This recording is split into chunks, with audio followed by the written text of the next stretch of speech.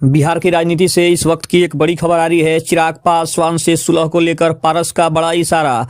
14 जनवरी के बाद पलट जाएगी बाजी। राजनीति गलियारों में सबसे बड़ी चर्चा, क्या चिराग पासवान और उनके चाचा पशुपति पारस एक साथ आने वाले हैं? बिहार की राजनीति में क्या एक नया समीकरण बनते जा रहा है?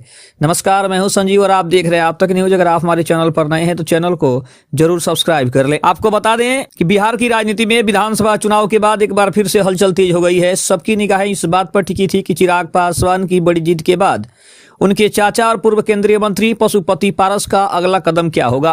क्या वो चिराग पासवान के साथ आएंगे? क्या उनकी पार्टी का विलय होगा?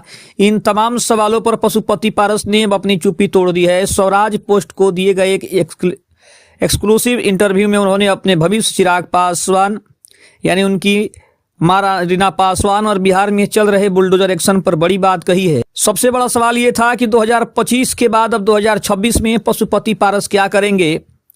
इस पर पारस ने साफ कर दिया है कि वो अभी राजनीति से रिटायर होने वाले नहीं हैं। उन्होंने बताया कि 14 जनवरी तक खरमास और शुभ कार्यों की मनाही है, इसलिए वे रुके हुए हैं। पशुपति पारस का जो बयान है उसमें उन्होंने कहा है कि 14 जनवरी को हम दही चूड़ा का भोज आयोजित करेंगे। इसमें पूरे बिहार से हमारे कार्यकर्ता, दलित सेना के लोग और समर्थक जुटेंगे।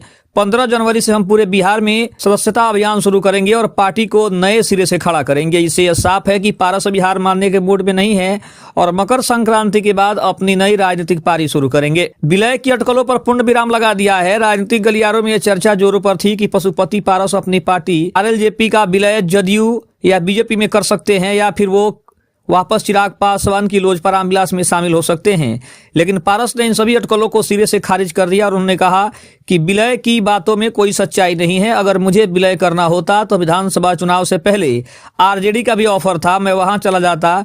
मैं अपनी पार्टी का अस्तित्व क्यों खत्म करूंगा? हमारी पार्टी 25 साल पुरानी विचारधारा वाली पार्टी है। दलित सेना पर असली और नकली की जंग भी देखने को मिल रही है। चिराग पासवान और पशुपति पारस के बीच काफी दिलचस्प जंग है। हाल ही में चिराग पासवान ने ऐलान किया था कि वो दलित सेना का फिर से गठन करेंगे और इसकी जिम्मेदारी अरुण भारती और संजय पासवान को देंगे। इस पर पशुपति पारस ने कड़ा ऐतराज जताया है। पशुपति पारस ने दावा किया कि असली दलित सेना उनके पास है। उन्होंने कहा कि रामविलास पासवान जी ने मुझे दलित सेना का राष्ट्रीय अध्यक्ष बनाया था। यह एक रजिस्टर्ड संस्था है। चिराग जो बना रहे हैं वो डुप्लीकेट हो सकता है, लेकिन ओरिजिनल संगठन और उसका ढांचा देश भर में मेरे पास ही है। यह बयान बताता है कि आने वाले दिनों में दलित सेना के नाम पर चाचा और भतीजे के बीच एक नई कानूनी और राजनीतिक लड़ाई देखने को भी मिल सकती है। पासवानों के घर बुलडोजर एक्शन पर भी काफी गुस्सा है। इंटरव्यू का एक और अहम पहलू था बिहार में चल रहा बुलडोजर एक्शन। पशुपति पारस ने इस पर सरकार को घेरा है।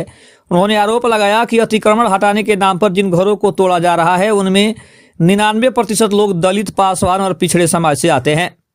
पशुपति पारस ने कहा कि यह दुर्भाग्यपूर्ण है। रोड या सरकारी जमीन के नाम पर गरीबों के घर उजाड़े जा रहे हैं। सरकार को पहले उनके पुनर्वास की व्यवस्था करनी चाहिए थी, फिर तोड़फोड़ करनी चाहिए थी। चुनाव के बाद जो ये हो रहा है उसका मैसेज समाज में अच्छा नहीं जा रहा है। इराक से रिश्तों पर भी उन्होंने कहा कि समय बलवान है। सबसे बड़ी बात उन्होंने कही कि अब इमोशनल मुद्दे की है, क्या चाचा और भतीजा एक साथ हो जाएंगे? भाभी माँ से बात हो गई है। हालांकि इंटरव्यू में पारस ने सीधे तौर पर किसी मुलाकात की पुष्टि नहीं की, लेकिन उनके तेवर नरम दिख रहे हैं। जब उनसे पूछा गया कि चिराग की जीत पर उनको दो बार बधाई दी तो पारस ने कहा, परिवार अलग है, राजनीति अलग है। भतीजे की इतनी बड़ी जीत हुई तो खुशी स्वाभाविक है। पारिवारिक रिश्ते कभी खत्म नहीं होते। जब उनसे पूछा गया कि क्या वे पहल करेंगे और साथ बैठेंगे तो पशुपति पारस ने एक बहुत ही दार्शनिक और बड़ा संकेत देने वाला जवाब दिया। उन्होंने कहा कि व्यक्ति बलवान नहीं होता, समय बलवान होता है। समय का इंतजार करिए, जो भी होगा अच्छा होगा। कुल मिलाकर पशुपति पारस ने यह साफ कर दिया है कि वो अपनी पार्टी का विलय नहीं करेंगे और 15 जनवरी के बाद बिहार की राजनीति में फिर से सक्रिय होंगे। उन्होंने चिराग पासवान के लिए भी दरवाजे बंद नहीं किए हैं, बल्कि समय पर फैसला छोड़ दिया है। वहीं दलित सेना और बुलडोजर एक्शन के मुद्दे पर वो आक्रामक है। अब देखना दिलचस्प होगा कि 14 जनवरी के दही चूड़ा भोज में कौन कौन शामिल होता है और क्या बिहार की राजनीति में चाचा भतीजे का समय फिर से एक साथ आएगा। फिलहाल इस रिपोर्ट में इतना ही। देश और दुनिया की बाकी खबरों के लिए हमारे साथ जुड़े रहे। तब तक के लिए धन्यवाद। जय हिंद, जय भारत।